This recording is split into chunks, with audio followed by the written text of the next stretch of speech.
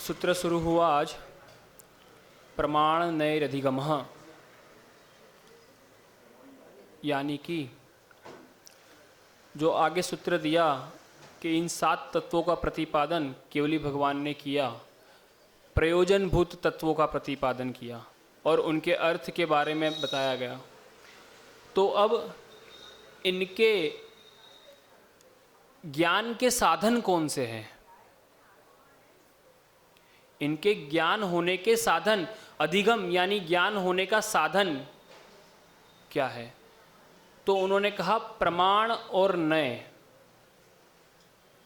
प्रमाण और नय को पदार्थ के ज्ञान का साधन कह दिया।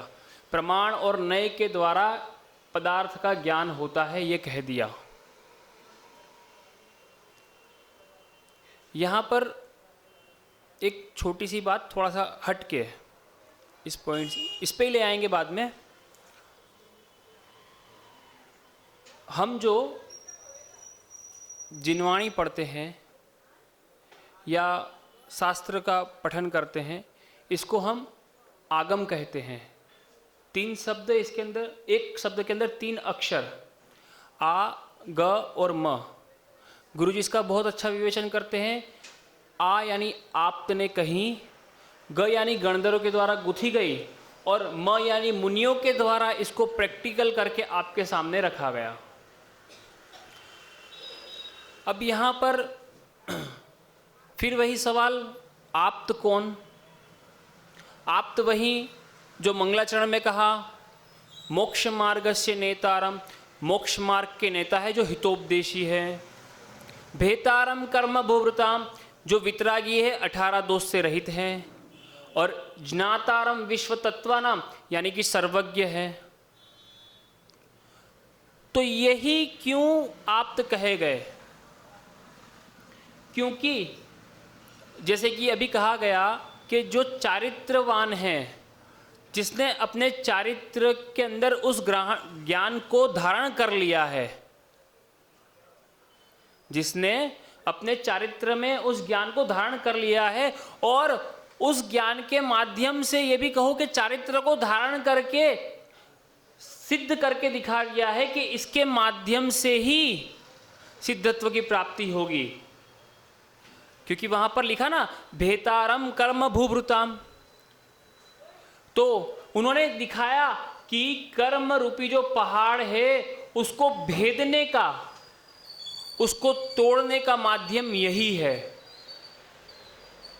उसको तोड़ने का माध्यम यही है। कर्म रूपी पहाड़ के ऊपर वज्र का काम, ये आपका चरित्र रूपी ही क्या बोलते हैं, हथौड़ा करेगा, या क्या कहते जो भी, कुदाली। उन्होंने ये कह दिया। और कब कह पाए? जब उन्होंने साबित कर दिया। हैंस प्रूव, कैसे? जब केवल ज्ञान की प्राप्ति हो गई। केवल ज्ञान की प्राप्ति हुई मतलब वहां पर पहले तो वितरागी हो गए, 18 दोष से रहित हो गए। फिर सर्वज्ञपना आ गया क्योंकि सारे तत्वों को जान लिया, और हितोपदेशीपना क्योंकि वहां पर वितरागी होने की वजह से अब किसी प्रकार का राग द्वेष नहीं रहा, निष्पृहता नहीं रही, स्वार्थ नहीं रहा, स्वार्थ नहीं रहा वहां पर, इसीलिए हितोपदेशीपना आया। अगर स्वार्थ होता ना तो फिर हम उनके ज्ञान को भी प्रमाण रूप में नहीं मानते कि ये हमारे लिए आगे बढ़ने का साधन है। बिल्कुल परहित नहीं होता, और फिर वो कार्यकारी भी नहीं होता, हम विश्वास भी नहीं करते शायद। पर आप्त का कथन ऐसा है, जो सम्यक दृष्टि जीव है वो ये कहता है कि ऐसा है, अन्य नहीं है, और इसी प्रकार है, अन्य प्रकार नहीं है। सम्यक दृष्टि जीव यही कहता है, सत्व तत्व जो है वो 7 है, अन्य नहीं है। द्रव्य जो है 6 है, 8 या 9 नहीं है।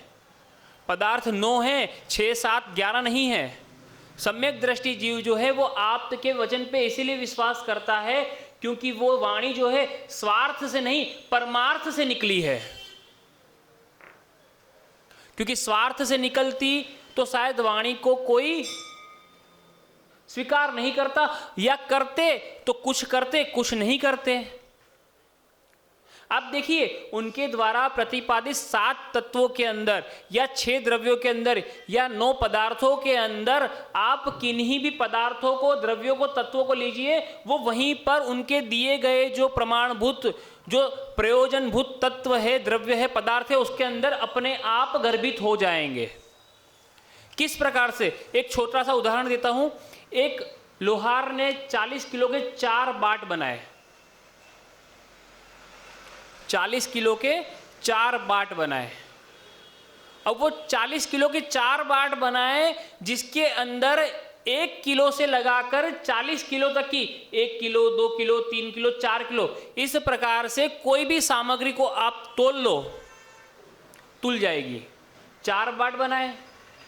अब आप कहेंगे 4 बाट के अंदर 1 किलो से 40 किलो की सामग्री कैसे तुल जाएगी? बोले अगर हमें 5 किलो तोलना है कैसे तुलेगा? 10 किलो तोलना है कैसे तुलेगा? उसने तोल के दिखाया।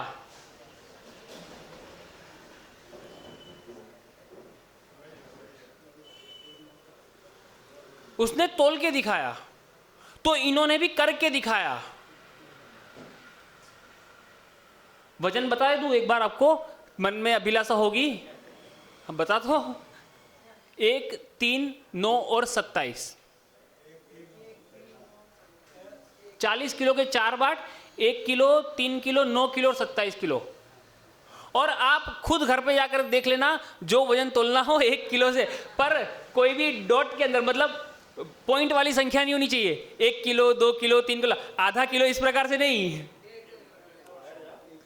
ये एक उदाहरण है कि उसमें, पर यहां पर जो आप्त के द्वारा कहा गया है ना, वहां पर डॉट के साथ भी, पॉइंट के साथ भी सिद्ध हो जाएगा।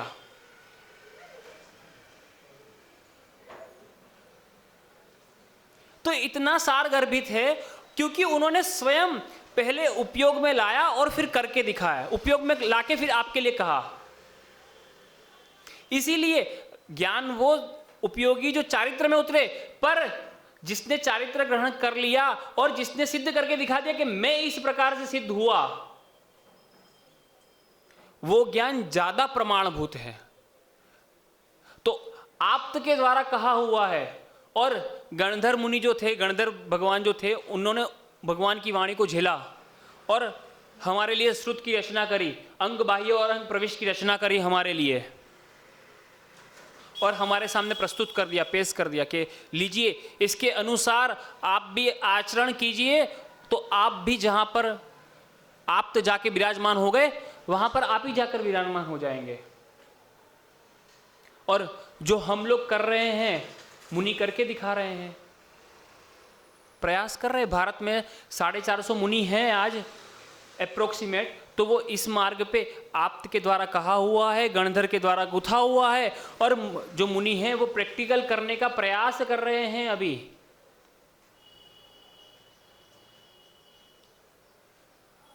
तो जिसने उसको अपने जीवन में उतार लिया और उतारने के बाद करके दिखाया कि इसी के द्वारा होगा, उन्हीं के ज्ञान को हमने प्रमाणभूत माना,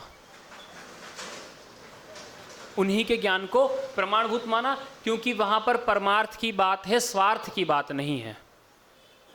परमार्थ है, और वो परमार्थ स्वयं के लिए नहीं, जीव मात्र के लिए, जीव मात्र के लिए।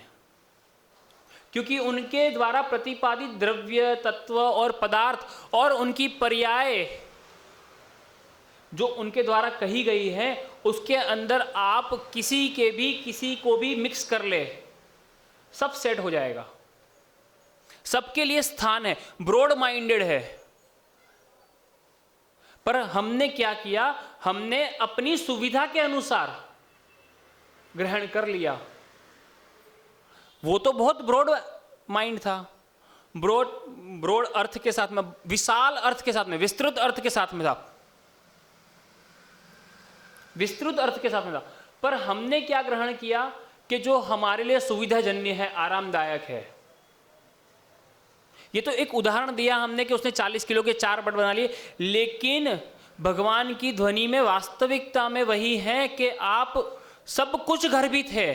इन 6 द्रव्यों में, 7 तत्वों में, 9 पदार्थ के अंदर सब कुछ गर्भित है। विश्व के सारे तत्व, सारे द्रव्य और सारे पदार्थ, सारे धर्मों का सार, सब कुछ गर्भित है। पर सबने अपनी अपनी शक्ति अनुसार अलग अलग ग्रहण कर लिया, अलग अलग स्वीकार कर लिया और अलग अलग रूप से हमारे सामने प्रस्तुत करने लगे। पर जैन दर्शन या जैन शास्त्र, जैन आगम जो आपके द्वारा कहा हुआ है, वो सबको गर्भित करके साथ में चलता है। कोई अलग अलग गलियां है नहीं, वहां पर तो एक राजमार्ग था, पर सबने अपने अपनी सुविधा के अनुसार गलियां कर ली, और जिसमें वास्तविकता में हम भटक रहे हैं। वास्तविकता में हम भटक रहे हैं। हमने जो 4 अनुयोगों के जो तराजू था उसके ऊपर वास्तविकता में तोलने का प्रयास नहीं किया। हमने तो उसको एक सोचा कि एक तराजू के ऊपर तुल जाए और हमारा काम हो जाए। कहीं पर हमने द्रव्यानेक को गौण कर दिया, कहीं पर चरणानेक को गौण कर दिया, कहीं पर करणानेक को गौण कर दिया, कहीं पर प्रथमानेक को गौण कर दिया। पर हमने तत्वार्थ सूत्र का ही एक सूत्र है अर्पिते नर्पित सिद्धे, उसको स्वीकार नहीं किया और गौण ऐसा करा कि उसका हमारी तरफ से, वैसे तो अनुयोगों का अस्तित्व कोई नहीं मिटा सकता, पर हमने अपने जीवन में से मिटा दिया गौण करके। वहां पर आपको यह सूत्र स्वीकार करना था अर्पित नर्पित सिद्धे, यानी कि एक के मुख्य होने पर दूसरा गौण हो जाता है। अगर सिक्के के 2 पहलू है, हेड्स आया तो टेल उस वक्त कथन मुख्यता से हेड्स का हो रहा है, टेल्स का नहीं हो रहा। पर हमने क्या करा, यही मान लिया कि टेल्स की उपस्थिति है ही नहीं। हमने एक को मुख्य करके यह मान लिया कि 3 की उपस्थिति है ही नहीं। यही हो रहा है ना वास्तविकता में। और जब हम चारों को गर्भित कर लेंगे ना, तभी एक संपूर्ण रूपरेखा बनेगी। क्योंकि आपने जो वर्णन किया था, द्वादश अंग का जो कथन किया था, उसके अंदर 4 अनुयोग बनाए नहीं थे, पर हमारे जो आचार्य थे उन्होंने हम पे कृपा की, दया दृष्टि की, करुणा की कि आप लोग कहीं उलझ ना जाए, आप लोगों को और भटक ना जाए, भटकन ना हो जाए इतना विस्तार देखकर। तो उन्होंने कहा कि पहले इस प्रकार से, फिर इस प्रकार से, फिर इस प्रकार से, फिर इस प्रकार से आप चलते जाए तब आपको। पर हमने तो एक के सहारे पे ही, क्या कभी कोई मकान एक पिलर पे खड़ा हो सकता है, 2 पे खड़ा हो सकता है क्या? 3 पे करोगे तब भी वो झुकेगा, उसको 4 पिलर चाहिए। हमारे जिनवाणी के 4 स्तंभ, 4 अनुयोग कह दिए गए, तो आपने एक को भी गौण करने की जरूरत कैसे की? मोक्ष मार्ग के अंदर, अभी मैं शब्द कड़क इस्तेमाल कर रहा हूं, आप कहोगे कि महाराज जी ने क्या शब्द, आपने एक भी अनुयोग को गौण करने की जरूरत कैसे की?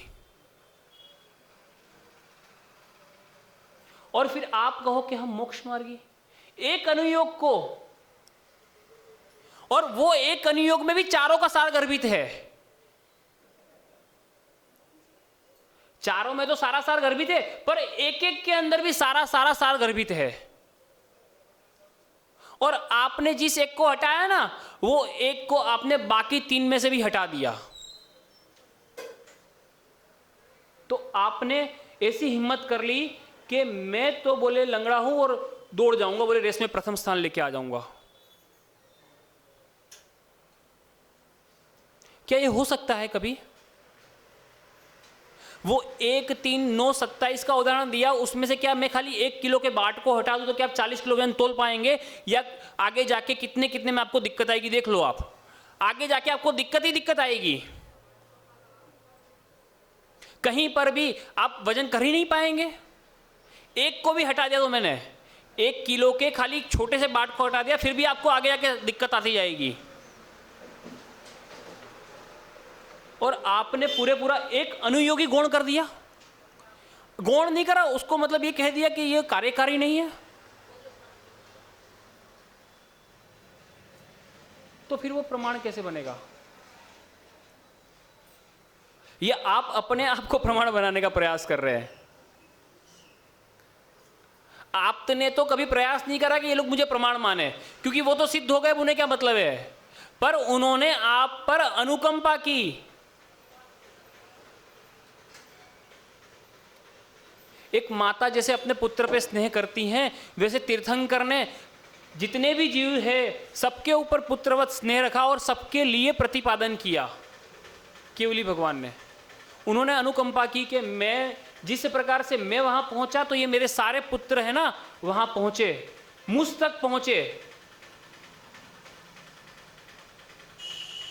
पर हमने अपने स्वार्थ के वशीभूत होके और परमार्थ ना सोच के सबको, खुद भी भटके और सबको भटकाया, अपने स्वार्थ के वशीभूत होके कोई कमी नहीं छोड़ी। विचार करें फिर प्रमाण कैसे बनेगा। और हम कह रहे प्रमाण नए अधिगमः, फिर वो ज्ञान का साधन कैसे बनेगा। ज्ञान का जो पदार्थ है, प्रमाण और नए पदार्थ को ग्रहण करने का, ज्ञान करने का साधन कैसे बनेगा। एक भी हटाया, एक अक्षर भी वहां से हिला तो वो प्रमाण नहीं बनेगा, ज्ञान का साधन नहीं बनेगा। जैसा है अन्य नहीं है, फिर कहूंगा जो है ये यही है, अन्य नहीं है, इसी प्रकार है, अन्य प्रकार नहीं है। यानी कि एक अक्षर, पद, मात्रा भी कम नहीं है। अक्षर पयत्त हीणम मत्ता हीणम च जम भणिये, लिखा हुआ है अक्षर पद मात्रा से दूषित जो कुछ कहा गया मुझसे। रोज पढ़ते हैं, फिर गलती कर रहे हैं पढ़ने के बाद। तो फिर वो कैसे प्रमाण बनेगा, कैसे ज्ञान का साधन बनेगा। विचार करें हम थोड़ा सा, ठीक है ना। तो तत्वार्थ सूत्र वाकई में आपके ज्ञान का साधन बने। इसी भावना के साथ मैं अपनी वाणी को विराम देता हूं।